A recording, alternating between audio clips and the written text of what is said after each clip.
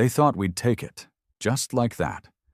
A room full of arrogant bastards from every corner of the known galaxy, sitting in their polished thrones under the council dome, looking down on the lone representative from Earth like he was a disease. I watched it live, like most of the planet did. Streams buzzing, comment sections boiling over as the insult landed with a gut-punch force. They didn't even mask it behind fancy diplomacy. The Zarnak speaker, tall and oily-skinned, with his black tendrils coiled around his neck like some ceremonial noose, had stepped forward and said it clear. Humanity is an unstable, emotionally defective species, barely evolved primates pretending to understand civilization. Their admission to this council is not just premature, it is dangerous. The chamber fell quiet, but nobody objected. Not the sleek Ilari with their hive-mind ethics, not the Rendar delegates with their silicon smugness, not even the Feliari diplomats who used to call us brothers in fire during the Orion Wars. No one said a word in defense. And Earth's delegate, Ambassador Rayner, he just stood there. You could see it in his jaw, the way it clenched under the pressure of humiliation. His lips twitched like they wanted to spit fire, but politics had its leash wrapped tight around his throat. That night, Earth burned with fury. Not the literal kind, not yet, but the kind you feel in your bones when your species gets dragged through dirt in front of the stars. Talk shows exploded, military feeds lit up with unsanctioned chatter. The Prime Authority pushed for restraint. But men like me? We were already thinking payback. I'm not a diplomat. I'm not even a soldier anymore. But I know what rage feels like when it's pure. I know what it's like to be told you're beneath someone who never lifted a weapon, never lost a son in space dust, never built a legacy from nothing but blood and sweat.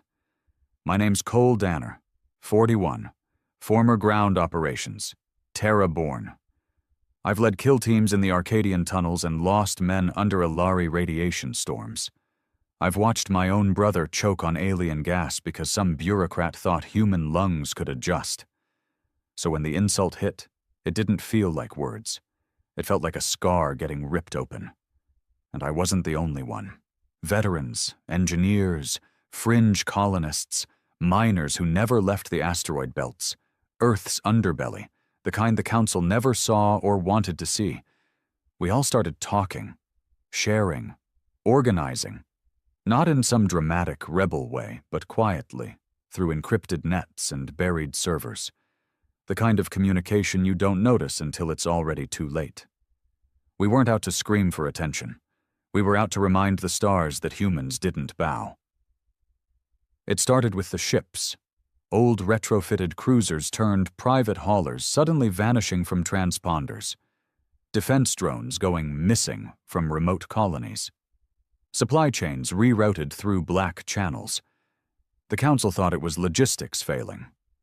They thought Earth was crumbling under shame. In truth, we were building. Out in the shadow systems, beyond the legal reach of the Intergalactic Accord, we began forging the one thing humanity was always best at. War machines. Brutal, ugly, efficient. Nothing fancy like the Ilari plasma sails or Rendar fractal cores. Just steel, fire, and human hatred welded together into vengeance. We didn't tell the Prime Authority. They were too busy trying to calm the Council down, issuing apologies, licking boots. They believed in diplomacy. We believed in consequences. The final push came 6 months after the insult. A minor skirmish. At least, that's what the news called it. A Council scout drone was caught near one of our shadow builds in the Ort Reach. It broadcast a warning, tried to escape. We didn't let it. We tore it down. And the moment that transmission hit Council channels, grainy footage of human-built gunships surrounding and dismantling Council tech with no identification, no warning, the galaxy went still again. Except this time, it wasn't Earth standing alone under judgment. This time, we made them feel the silence. And we weren't done. When the drone fell, We knew it was the point of no return. The Council didn't send drones just to observe. That thing was wired with spectral scanners, atmosphere samplers, bioreaders, enough tech to pick apart our entire operation with a single upload. But it didn't get the chance. We scrapped it in 6 minutes flat. No survivors, no pieces. Just silence, followed by the deep hum of war engines waking up in the dark. I watched the playback from the command deck of Iron Rain, a former mining cruiser we'd stripped, gutted, and rearmed with torpedoes and dual coil cannons. She wasn't pretty, but she could kill. That made her beautiful to us. My second in command, Griggs, stood behind me with his arms crossed. He was a quiet man, bald, half his face scarred from a plasma rupture during the Draken siege. He didn't talk much, but when he did, you listened. "They know now," he muttered. "They've always known," I said, eyes glued to the playback. "They just didn't believe we'd do anything." He gave a small grunt. "They will now." The Council didn't respond at first. No statements, no threats, nothing. That was more terrifying than a declaration of war. When you piss off a system of empires that's been running the galaxy for 2,000 years, and they go quiet, you know they're sharpening knives in the dark. Earth's official government still denied involvement. "Rogue actors," they said. "Unsanctioned operations. We are cooperating with Council investigations." All of it was political theater. The Prime Authority couldn't stop us even if they wanted to. We weren't a faction anymore. We were a movement. And we had momentum. 2 days later, we hit a convoy. Council cargo freighters passing through neutral space, Ilari silk, Rendar crystalline processors, nutrient cores from the Kral moons. We didn't take hostages. We didn't broadcast demands. We disabled engines, took what we needed, burned the rest. No messages, no mercy. Because this wasn't about communication anymore. It was about pain. You can't insult a species that's crawled from mud, survived plagues, built fire, flown to the stars, and expect silence. You can't spit on the graves of our dead, our martyrs, our soldiers, our builders, and expect us to swallow it for the sake of galactic harmony. They thought we wanted peace. We wanted dignity. And if they weren't going to give it, we'd carve it into the stars with their bones. Back on Iron Rain, the crew worked like a single angry organism. 50 of us. No uniforms, just patched armor, worn fatigues, tools clipped to belts, mechanics, ex-Marines, outlaw engineers. Every man had lost something: family, home, pride.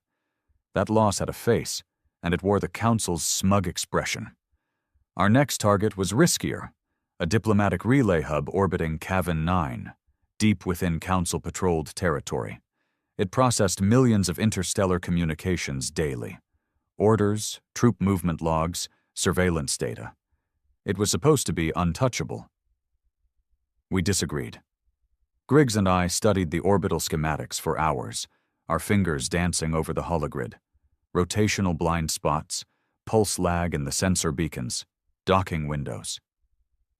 "This isn't just a raid," I told him. "We hit this, we send a message. You're not safe." Griggs nodded slowly. "We'll need the Widow's Fist." The Widow's Fist was a stealth ship, a former Ilari cruiser hijacked and reprogrammed by our best tech head, a moody bastard named Karn. The Ilari used cloaking shields that bent light, but they never considered someone might turn their own technology against them. Karn had, and he made it sing. 2 days later, the operation was live. We moved in under shadow protocols. Blackout engines, silent comms, ID suppression layers. No insignia, no trace. We came in like ghosts. The strike was surgical. We disabled the station's external sensors, slipped in through the maintenance shaft, and hacked the relay cores. We didn't destroy it. We repurposed it. Karn rerouted a quarter of their entire data stream directly to a hidden server node near Earth's Mars colony. Every secret, Every strategy, every private insult passed around by council members now had human eyes on it. Then, we left. Not a single death. Not a trace. When the council realized what had happened 3 cycles later, their fury shook the stars. Now they responded. Hard. They deployed the Vanguard, a fleet of 70 elite vessels, half of them battleships, bearing the council's golden insignia like a middle finger dipped in power. Their mission: find the traitors, punish the world that sheltered them, and re-establish the hierarchy. They arrived in orbit around Earth without warning. I wasn't on Earth, but I watched the footage. Cities going dark as EMP rounds crashed through upper atmosphere grids. Civilian satellites shattered like toys. A council ambassador beaming down to Earth's prime authority chamber, voice dripping with threat. Deliver the rebels. Or Earth loses its status as a recognized species. They said that with straight faces. Recognized species. Like we were livestock that needed papers to prove we belonged in the stars. The authority folded. Of course they did. They always folded. But Earth didn't. Before they could finish their ultimatum, every screen on the planet switched. From advertisement boards in neon-soaked mega-cities to the wrist comms of farmhands in the dust zones, everything flickered. And then our message played. Not a face, just a voice. Mine. You insulted us. You dismissed our place in this galaxy. You tried to humiliate Earth in front of your thrones, your councils, your empires. You wanted obedience. You will get vengeance. The feed cut to drone footage of our black flag ships dropping out of hyperspace around the outer rim. 60 in total. All black-hulled, unregistered, bristling with weapons. You will not erase our pride. You will not chain our anger. You will never threaten Earth again without bleeding for it. The Vanguard left Earth orbit 2 hours later. But not out of fear. They had targets now. And so did we. The war wasn't coming. It had already started. I remember the night we hit the Vanguard supply line. We'd tracked one of their support haulers through a half-dead sector near Zentar 12. No escorts, just a fat, slow-moving target carrying ammunition, food, medical kits. It was meant for frontline forces who were prepping to cleanse a colony suspected of harboring radical humans. That's what they called us now. Radicals. We weren't radical. We were betrayed. We cut the hauler open in minutes. No speeches, just fury and fire. The captain begged over the comm link. We're non-combatants, I answered coldly. So were we. Then we lit them up. There were no cheers on board afterward, no high fives or victory songs, just silence. Heavy, grim, because we didn't kill for fun. We killed to remind them. The humans you spat on? We remember. The men you laughed at? We return with fire. The children you dismissed? They're grown now, and they've built weapons from your arrogance. We weren't trying to destroy the galaxy. We were trying to survive in it. And if survival meant going through the bastards who thought they owned it, so be it. Back on Iron Rain, Griggs looked out at the stars and muttered, "They still think we're bluffing." I didn't answer, because in a way I hoped they did, because what we were planning next, it wasn't a bluff, it was hell, and they'd walk straight into it. The council believed they were still in control, that we were just animals reacting out of instinct, lashing out, emotional, irrational. That's what they always said about us. Primitive, volatile, dangerous. They weren't wrong about the last one. We didn't want to be dangerous, but they made us that way. By the time they realized we weren't just pissed, we were organized, it was too late.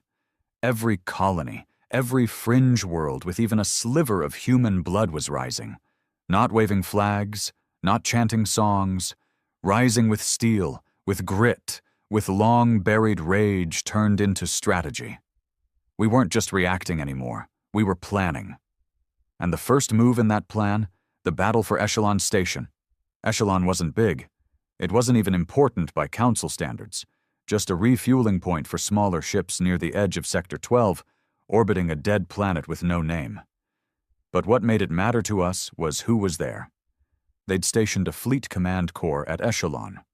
4 Vanguard captains, 2 surveillance AI, one of the Council's strategic directors, a Feliari noble named Asun Diel, who'd been bragging in transmissions about domesticating the Earthborn. We intercepted those words, played them on loop in our barracks. Domesticating the Earthborn. Like we were animals they needed to cage and break. So we made a decision. We'd take Echelon, not just for the data, not just for the supplies, but for the message. A cold, ruthless, undeniable message. You don't tame humanity. You bleed trying. The attack began with silence. We dropped out of slipspace 20 clicks beyond the station's sensor reach. Iron Rain led the charge, followed by Black Ember, Ghost Widow, and Maelstrom. 4 ships, each crewed with men who had nothing left to lose, men who chose vengeance over fear. Griggs was at my side, helmet clipped under his arm. His eyes were dead calm. He never smiled before a fight. Never talked either. He just checked his gear and waited for the order. I keyed the comms. All squads. Phase 1 begins now. We go in quiet. EMP charges only. No fire until I say. If anyone makes noise, I'll throw them out the airlock myself. One by one, our boarding teams launched, magnetic sleds firing from the underbellies of our cruisers, like spears across a void. We hit the hull of Echelon Station in 15 seconds. Silent. Precise. And then we got to work. My boots hit the cold metal of their outer corridor, gloves locking onto the access rail. I looked down the line. 18 men, all quiet, all ready. Griggs signaled. We breached. The explosion was barely a whisper, a pressurized pop as the airlock buckled. Inside, the lights flickered. Alarms triggered. But we were already through, cutting down automated sentries before they could scan us. The first guard we encountered was a Rendar tech officer. Long limbs, crystalline armor, 4 mechanical eyes. He reached for an alert panel. I shot his hand off. He screamed, dropped, and Griggs put a boot through his chest cavity. No hesitation. No mercy. We split into 3 teams. 1 to secure the AI core, 1 to breach the command center, 1 to disable the station's comms so they couldn't call for help. I led the command breach. The halls were tight, lined with polished gold plating and council flags, symbols of superiority, of order, of the civilized galaxy. I hated every inch of it. This place reeked of false authority. We reached the command center in 4 minutes. 8 guards, 2 turrets, 1 shielded gate. I looked at my squad. Fast and ugly, I said. And we went in. The firefight lasted 11 seconds. When the smoke cleared, 6 of my men stood, breathing heavy. The rest were down. 1 missing half his leg, another torn open from neck to ribs. I stepped over bodies and walked into the center of the command room. Asundal stood there, wrapped in ceremonial Feliari robes, shivering with some kind of staff in his hand like it meant anything. Tall, blue-skinned, 6-fingered, eyes full of disgust. "You dare," he started. I shot him in the leg. He dropped with a scream, grasping at the wound. "You think we're beasts," I said, walking up to him. "So now you get to see what happens when you corner one." He spat blood. "You are proving us right." "No," I said. "We're proving you wrong. You thought we'd bark. You thought we'd run. We don't run. We bury." He looked up at me, pain contorting his alien features. "You're animals." I leveled the barrel of my rifle against his forehead. "We're human," I said. Then I pulled the trigger. The blast echoed through the station. By the time our other teams regrouped, we had full control, Echelon Station was ours. We broadcast it live. A message hacked straight into the Council's interstellar feed. We didn't show faces, just the Council flag burning on the floor, Asundal's corpse in the background, and the words etched into the steel above, "You started this. We'll finish it." The reaction was immediate. Panic, rage, and most important, fear. The Council declared us terrorists, outlaws. They announced a galaxy-wide purge of all human-aligned forces not under the Prime Authority's leash. Bounties, blacklists, entire colonies put under surveillance. And in doing so, they made their biggest mistake. They proved our point. Every human who'd doubted us, they saw now. Every neutral who'd stayed quiet, they had to choose. And many did. Fringe colonies raised black banners. Miners reprogrammed Council drones. Old soldiers who'd retired after the Orion Wars dug up their rifles and joined the cause. We weren't a few angry men anymore. We were a rising. And the galaxy? It had no idea how much pain we were willing to deliver for our pride. A week after Echelon, we regrouped in a dead zone nebula. No signals, no charts. Just us and the dark. I sat in the war room, helmet off, face still smeared with soot and dried blood. Griggs stood nearby, looking over the next op. Karn was running his mouth about decrypting Council war codes. He was a pain in the ass, but he was brilliant. But it was the silence that told me what mattered. The men weren't celebrating. They weren't boasting. They were ready. They knew this was just the beginning. Because we'd lit the match. Now we had to feed the fire. We weren't interested in survival anymore. Survival was something we'd done for centuries, scraping by while the rest of the galaxy looked down on us. Always the new kid, the unstable species, the violent mistake. Even when Earth earned its seat on the Council, it was never respect. It was tolerance. Pity.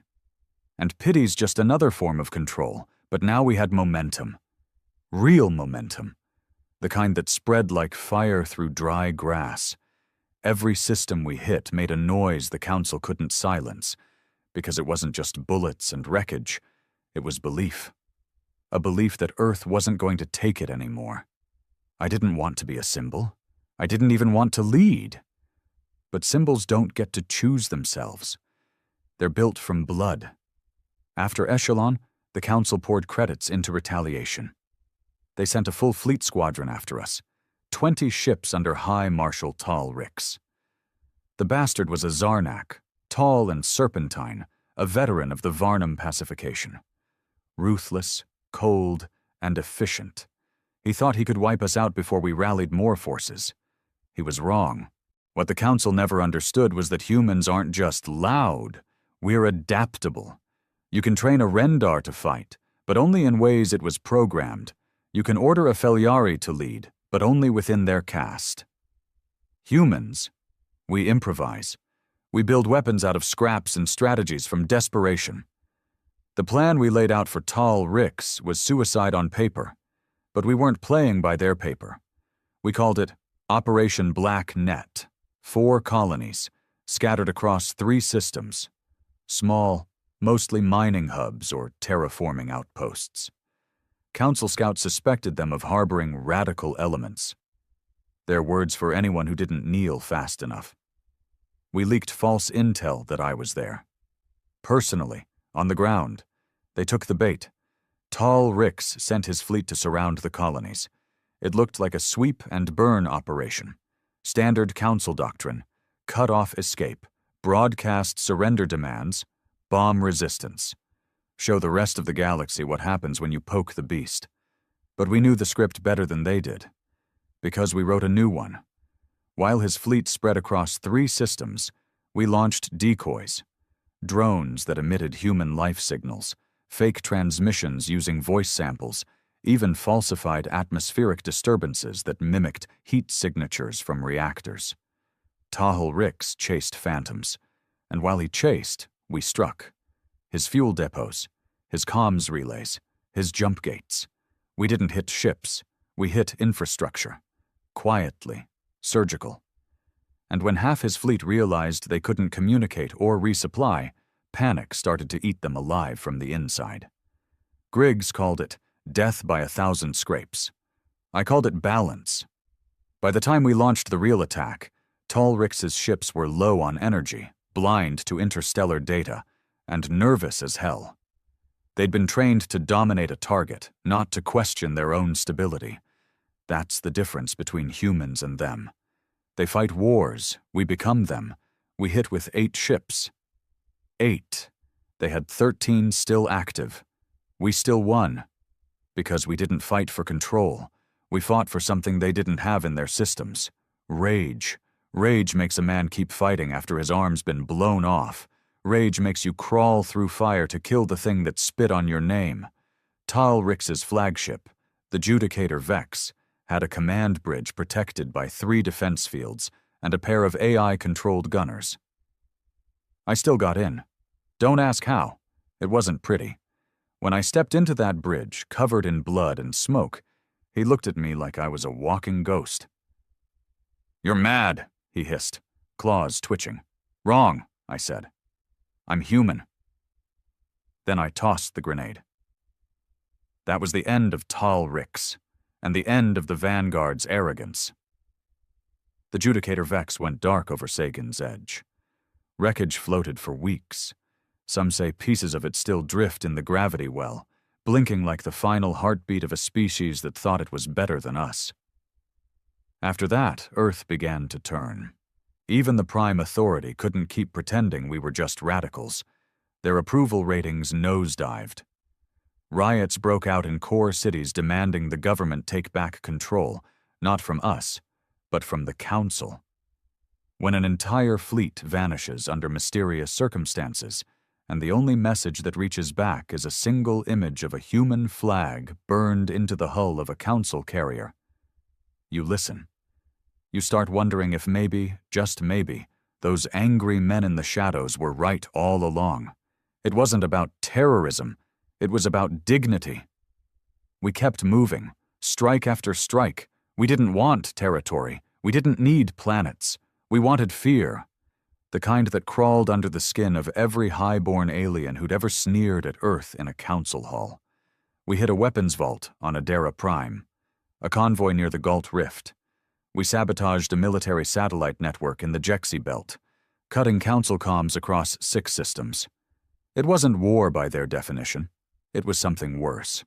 It was personal. And personal wars don't end when treaties are signed. They end when someone's breath stops. Back on Iron Rain, Griggs came to me during downtime. He never knocked. "We need to talk," he said, voice low. "Make it fast," I replied.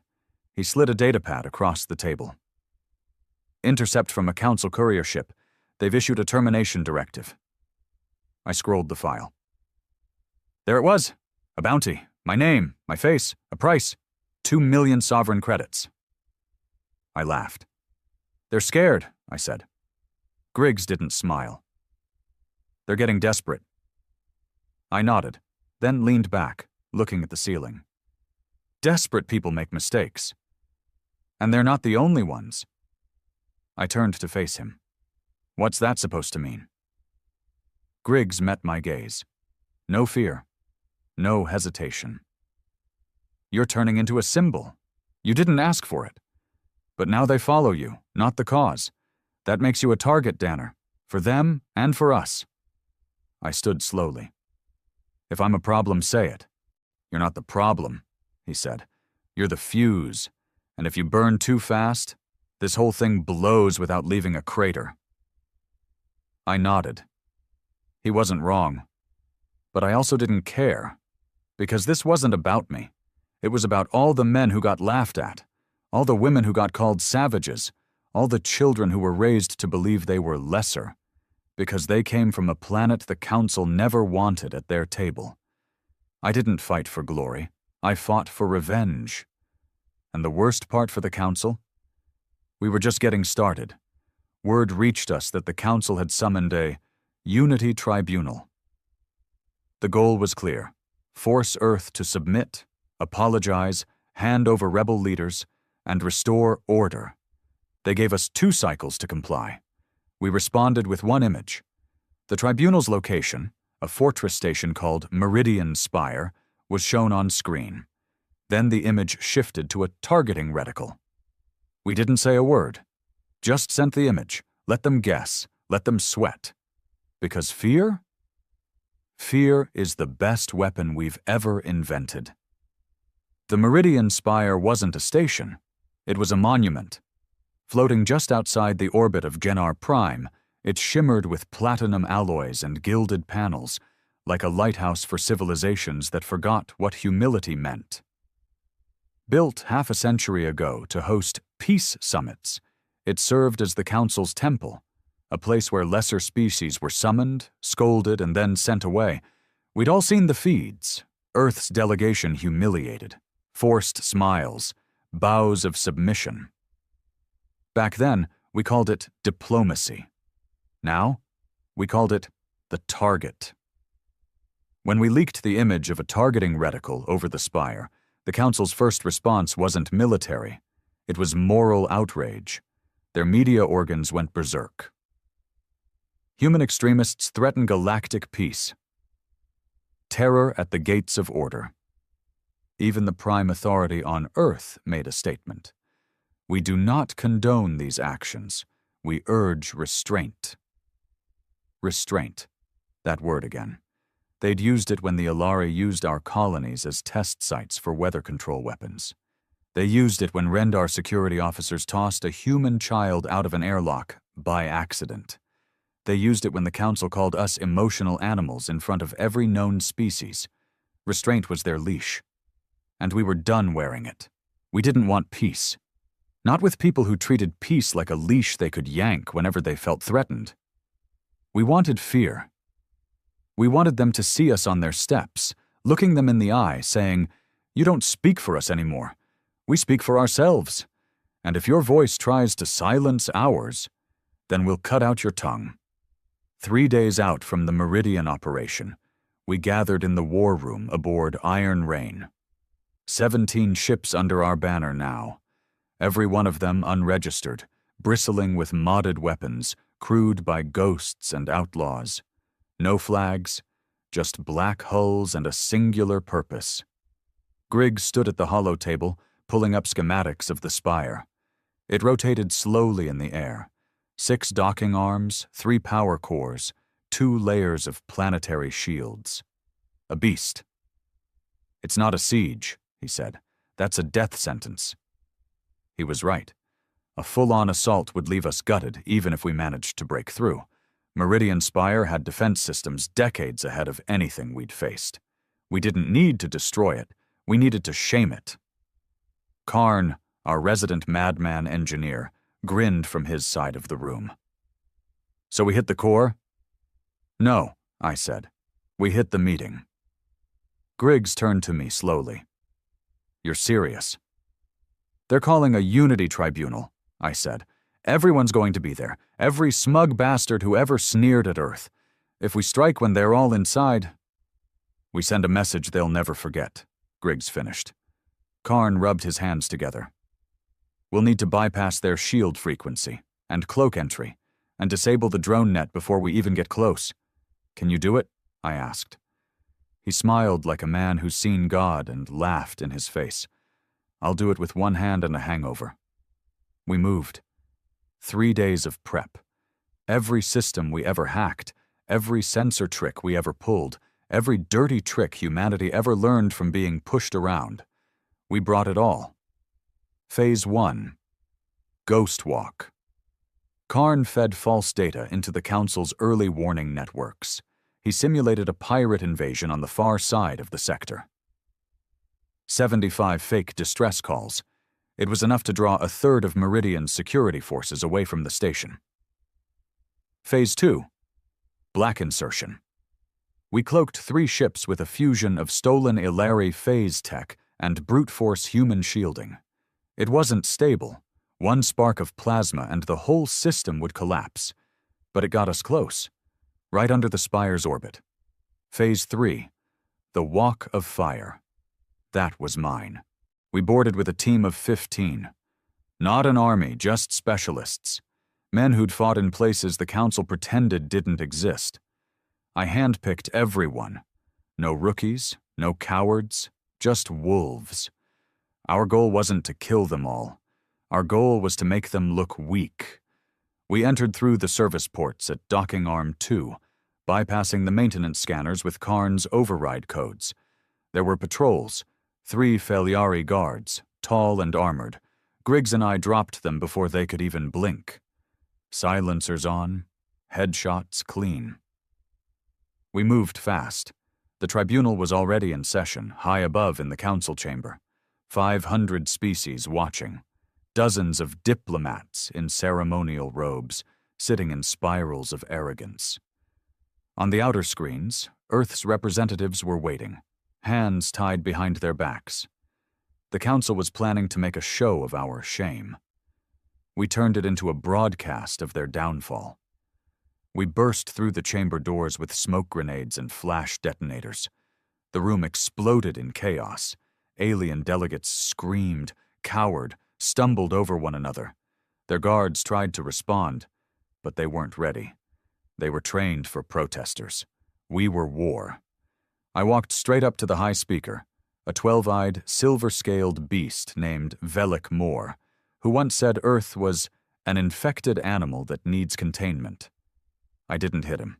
I looked him in the eyes and said, "Earth doesn't kneel." Then I pulled a beacon from my belt and triggered the broadcast. Every screen in the galaxy lit up. The feed override was absolute. Ships, colonies, council cities. Everyone saw the council, not in control, but cornered, afraid, humiliated. We didn't fire a shot in that chamber. We didn't need to. We showed them fear, their own. Then we walked out. We left behind a message, not carved in steel, not broadcast in threats, just 4 words sprayed across the council dais in black paint: "Never again the leash." When we made it back to Iron Rain, the stars had changed. No more silence from the outer colonies. No more whispered support. Open rebellion sparked across council territory. Human labor zones refused orders. Entire research stations cut their council feeds. Even some non-human allies started questioning the order. The council declared martial law in over 30 sectors. They weren't stopping the chaos. They were feeding it. And all the while, Earth watched. No longer with shame, but with pride. Back in the war room, Griggs looked over new intel. His face was grim. "They've called in the elders." I raised an eyebrow. "The elders haven't intervened in 400 years, I said. Griggs nodded. "Which tells us exactly how scared they are." The elders were the oldest races in the galaxy. Not fighters, not conquerors, but architects of the council's power. If they were stepping down from their high towers, it meant one thing: they were preparing to rewrite the rules, again. And this time, we were in their way. I looked out the viewport. Stars blinked like scattered embers across a black canvas. For the first time in human history, we weren't trying to join the galaxy. We were trying to change it, and we weren't asking anymore. We were taking. The elders came in silence. No war horns, no battleships, no demands, just ships, longer than cities, blacker than space, shaped like bones cut from planets. They arrived without warning, dropping into orbit around central council systems with no comms, no transponders, no explanation. One by one, the systems stopped broadcasting. First Lyran, then Ophar 6, then the entire Varnum cluster. Their silence said more than any threat. They weren't here to negotiate, they were here to correct. The council hadn't called the elders in centuries, not since the Barren Purge, when an uprising of the Carthan species nearly burned down 3 sectors over bio-slavery. The elders didn't take sides. They took control.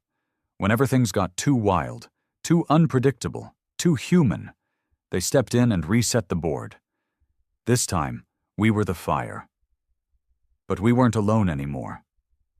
After Meridian Spire, everything changed. Humanity wasn't an isolated rebellion anymore. We were the spark that ignited a galaxy of buried grudges. Not every species joined us, but enough started whispering that the Council's leash had grown too tight, its rules too cruel, its thrones too heavy with dust. For the first time in living memory, the Council was afraid of change. And we were its face. Griggs stared at the incoming footage like he was reading his own death sentence. Their positioning. Elders just formed a ring around Core Sector 1. They're not waiting, I said. He nodded grimly. They never do. We sat in silence in Iron Rain's war room, surrounded by shifting holograms of fleet deployments and shifting borders.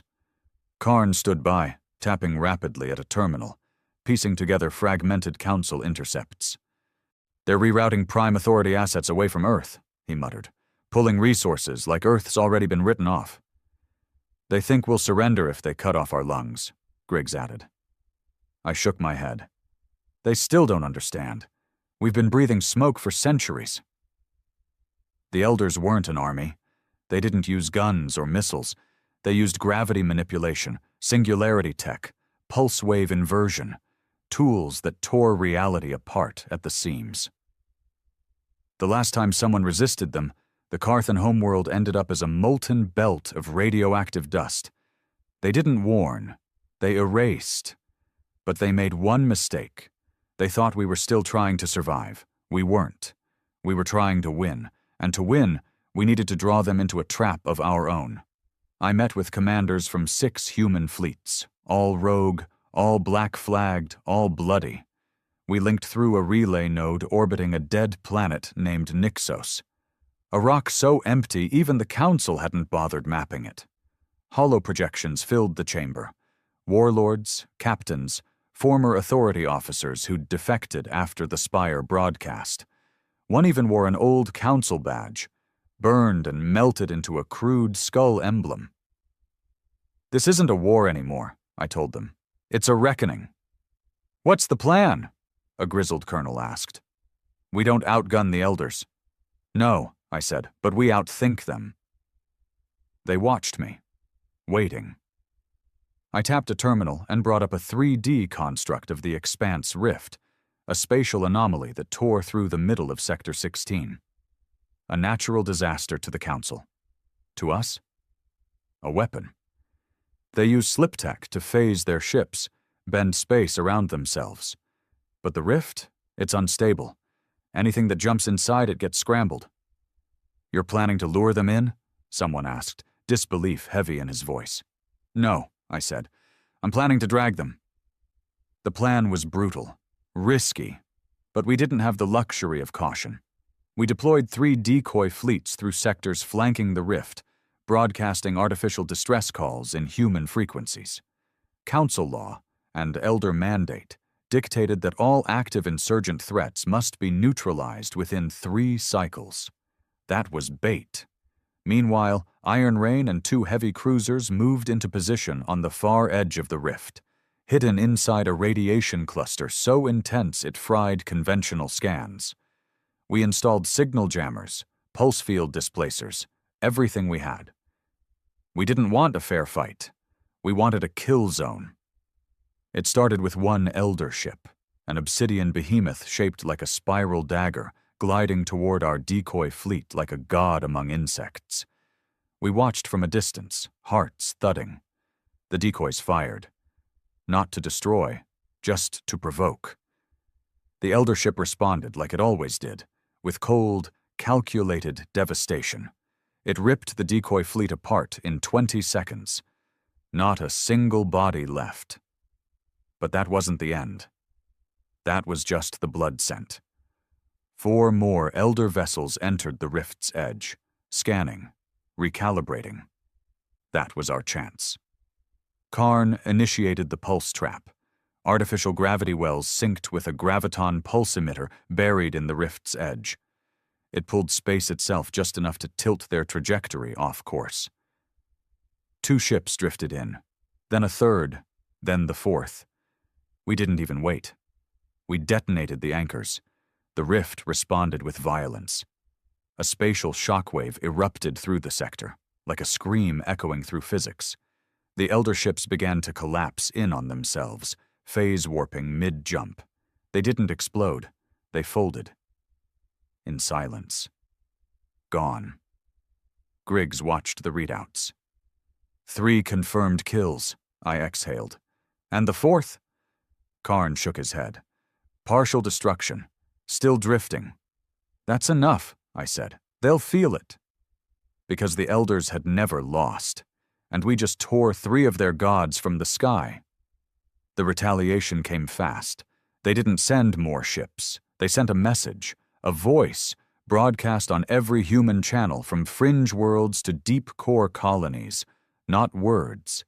A sound, like a heartbeat wrapped in metal and static. Then a warning. Cease resistance, or your species will be ended. Not subjugated. Ended. We played the message on loop in the war room. The crew listened in silence. Then Griggs leaned forward, turned it off, and said, "They think that scares us?" I looked at him. "No," I said. "They just told us they're scared too." Because threats come when fear walks in, and fear had found them. Earth began to rally. Not the Prime Authority. They were collapsing under their own cowardice. But the people. Rebel colonies started sending materials. Engineers volunteered their lives. Civilians formed militias. Farmers forged ammo in old tractor factories. Dock workers converted tugs into intercept ships. There were no more uniforms, no more sides, just one cause, one people, and one war. Back in the medbay, I stood over a boy, 17, half his body wrapped in synth mesh.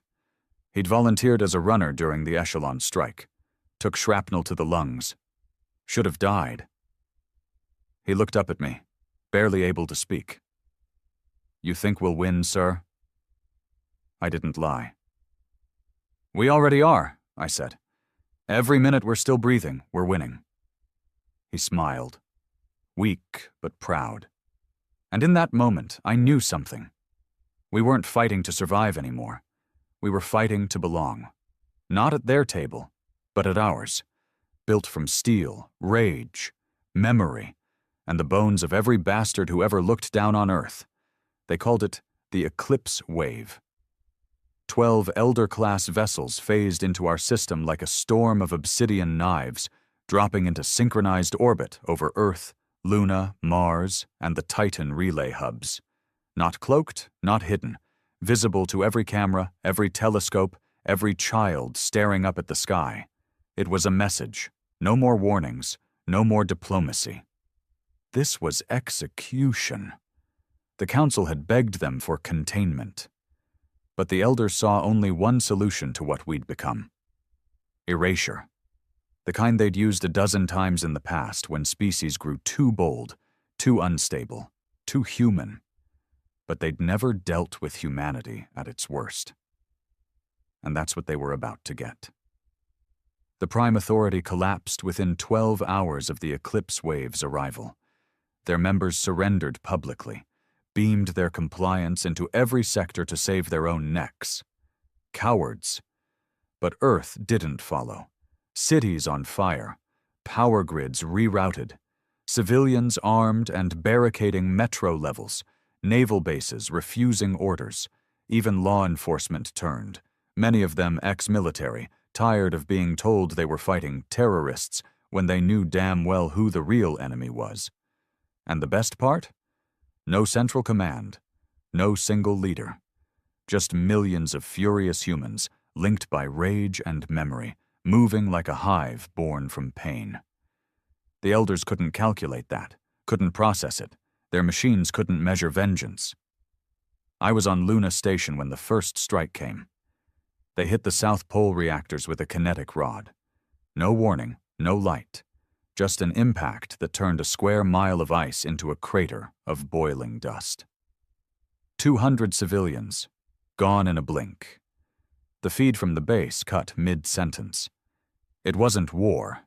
It was slaughter. The Council called it a measured response. We called it what it was, proof. Proof they were never afraid of our violence. They were afraid of our voice.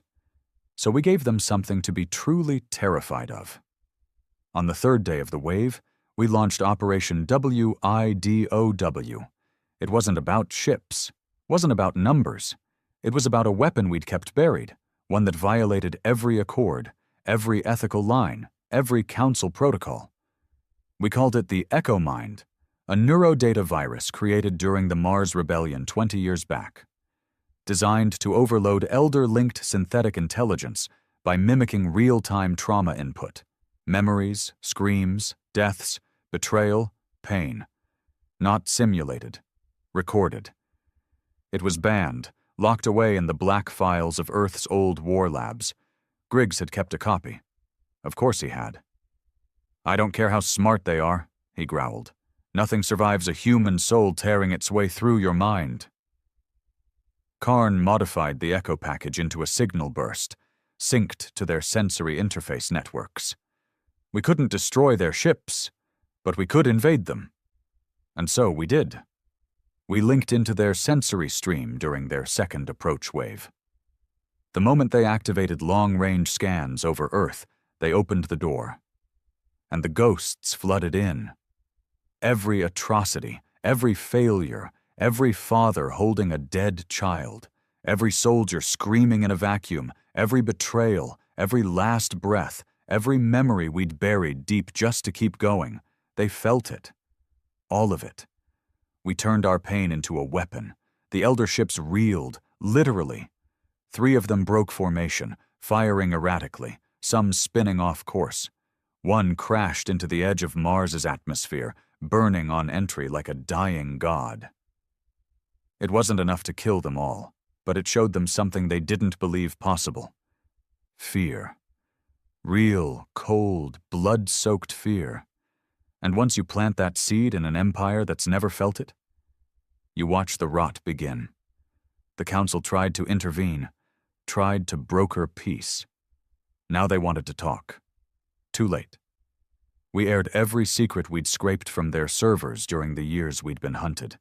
Trade deals that sacrificed colonies for mineral rights, genetic cleansing experiments, species categorized by value, and the worst? Project Shepherd, a covert operation to breed subservient humans on isolated worlds, trained from birth to obey council thought patterns. They called it cultural realignment. We called it genocide. Once we dropped that data across every known broadcast stream, even species who hated us started asking questions. The council scrambled to deny it. But the elders? They said nothing, because they didn't deny it. They just didn't care. And that sealed it. The lines were drawn. Back aboard Iron Rain, we plotted the next move. Karn had pinpointed the Elder Fleet's neural signal relay, some kind of core structure aboard the flagship, Vesper Arc, orbiting Saturn. The Arc wasn't a ship by any standard. It was a floating fortress, older than our solar calendar, powered by dark energy pulses and folded geometry tech we barely understood. "Destroy the relay," Karn said, "and you break their hive link." They lose synchronization. No more perfect strikes. No more shared senses. Griggs raised an eyebrow. "And how the hell do we do that?" Karn grinned. "We send Cole Danner into the Ark." The insertion team was just 6 of us. Me, Griggs, Karn, and 3 Warborn. Veterans who'd survived 3 different system purges. We didn't carry flags, didn't wear insignia, just black armor and a promise carved into our bones. We used an old Terran trick. Pulse blinked a cryo shuttle into range under cover of Saturn's electromagnetic storms. Most ships couldn't navigate the interference. We didn't need them to. We just needed to crash hard enough to hurt something. We breached the Ark's outer shell in a blaze of noise and blood. AI drones swarmed us instantly. Tall, skeletal things that moved like liquid metal and screamed in binary. Griggs took 2 hits to the chest and kept firing.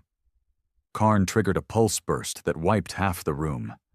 We fought through 12 decks of pure hell, no maps, no logic, Just corridors shifting like they were alive, stairwells that looped into themselves, gravity changing every 100 feet. We kept moving, kept killing, kept breathing. And then we reached the relay core. It didn't look like tech. It looked like a heart. A giant, pulsing, translucent organ, wrapped in tendrils and cables, glowing with pulses that made your head throb. "You feel that?" Karn muttered. I nodded. "That's the sound of them thinking." I pulled the DT charge from my belt. Old Earth tech. No data, no hacking, just fire. I looked at Griggs. "You ready?" He grinned through blood. "Let's cut the strings." I planted the charge. 30 seconds. We ran. Half the station collapsed behind us, void winds tearing through ruptured bulkheads. One of the Warborn was sucked into open space. Gone. We made it to the evac pod, hit launch, and watched the Vesper Arc bleed fire across Saturn's rings. Earth cheered. The Council didn't, because they weren't in control anymore. And the Elders, they weren't invincible. We proved that. Not with fleets, not with armies, but with memory, with pain, with the very thing they called our weakness, our emotions, our scars, our wrath.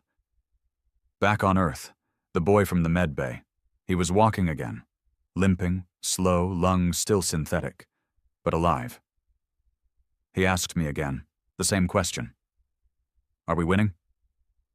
I looked out at the sky, at the ships still circling, unsure now, disconnected, twitching like wounded predators. And I said the truth. No. Not yet. But we've got them scared.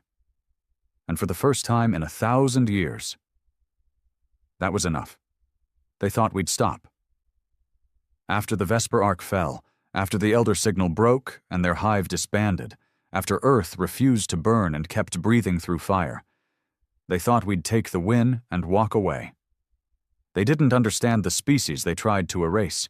You don't humiliate humanity and expect a truce. You don't spit in our face and think we'll just forget. This war wasn't about restoring balance. It was about finishing the reckoning. For every child atomized under a kinetic rod. For every ancestor called a primitive. For every soul they deemed unstable simply for being born human. We weren't here to join the galaxy. We were here to remake it. The Elders had one final fortress. One last stronghold buried beyond mapped space. An ancient, sealed planet at the edge of known coordinates, listed only in forbidden archives. Erithus. Not a homeworld, a control center.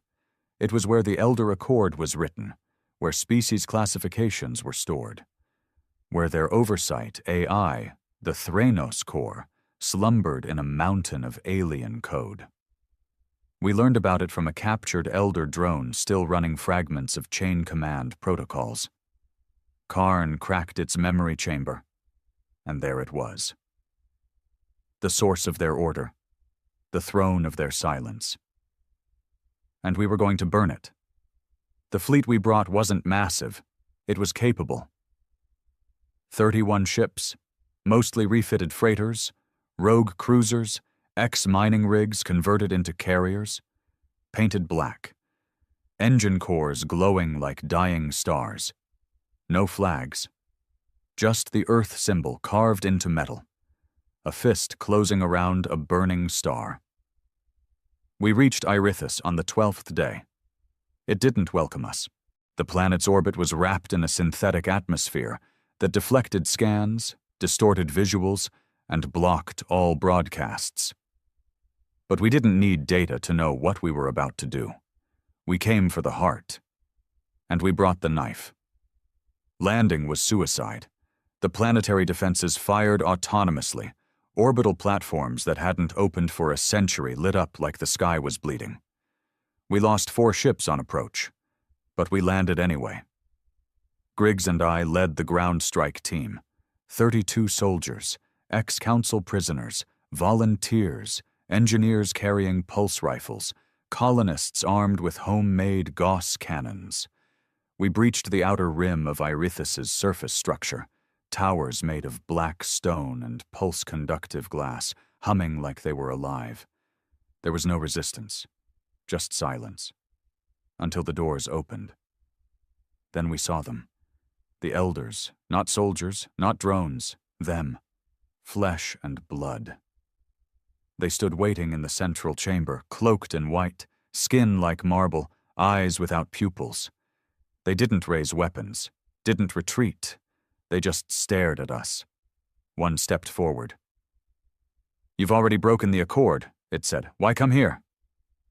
I walked up, slow, rifle hanging off my side. My boots echoed in the cold, hollow chamber. I stared at the creature. This thing that decided Earth's worth from behind a desk 1,000 light-years away. "You built a cage for the galaxy," I said, "and called it peace." He blinked slowly. "Without order, there is collapse. Without freedom, there is rot. You would unleash chaos for your pride?" "No," I said, "for our right." He nodded, and then whispered, "Then we are done speaking." It exploded in chaos. The elder behind him triggered a sonic detonation, dropping 3 of our team instantly, blood pouring from ears and eyes. Karn returned fire, shredding the first row of elders into vapor. The chamber lit up in a storm of muzzle flashes, railgun spikes, concussive blasts. We fought like demons, because we knew there was no retreat. This was where it ended. One way or another. Griggs caught a pulse bolt to the leg, went down hard but kept firing.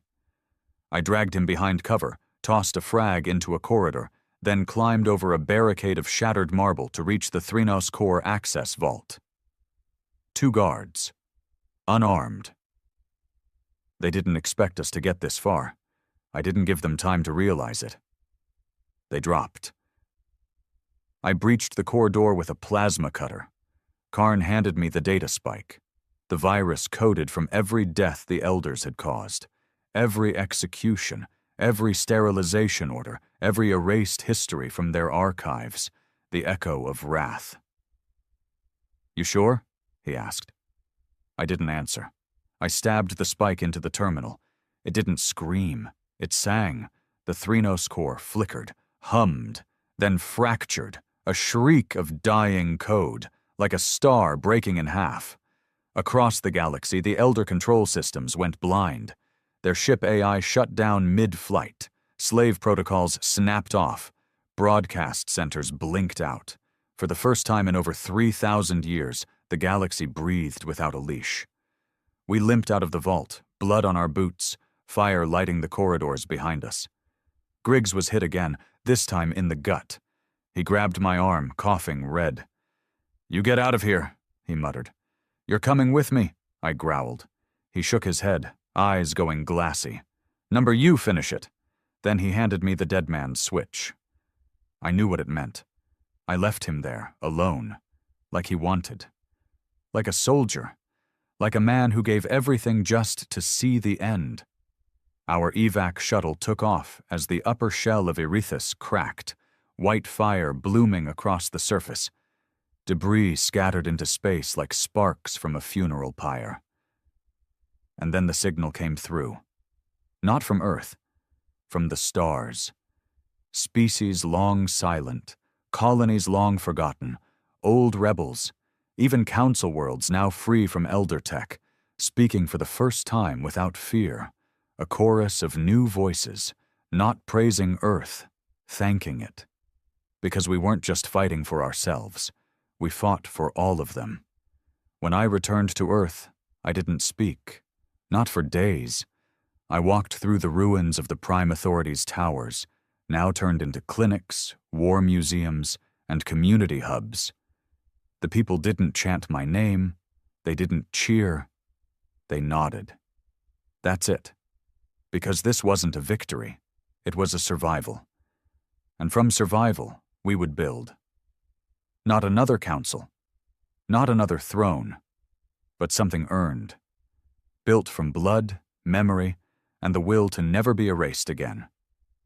I visited Griggs' name on the wall, then Karn's, then the boy from the med bay, who died helping evacuate a data vault 2 months after the war ended, lungs finally giving out. They weren't forgotten, because in every human breath they lived on. Not as martyrs, but as builders of the world we've finally made ours. The galaxy doesn't run on fear anymore. It runs on respect, and we taught them that the hard way. Not with perfect speeches or clean uniforms, but with cracked fists, burning ships, and a memory that would not be silenced. My name is Cole Danner. I am not a hero. I'm just a man who was tired of being told what we're worth. And now? Now the stars listen when Earth speaks, because we answered the insult, with wrath, and will never be silent again.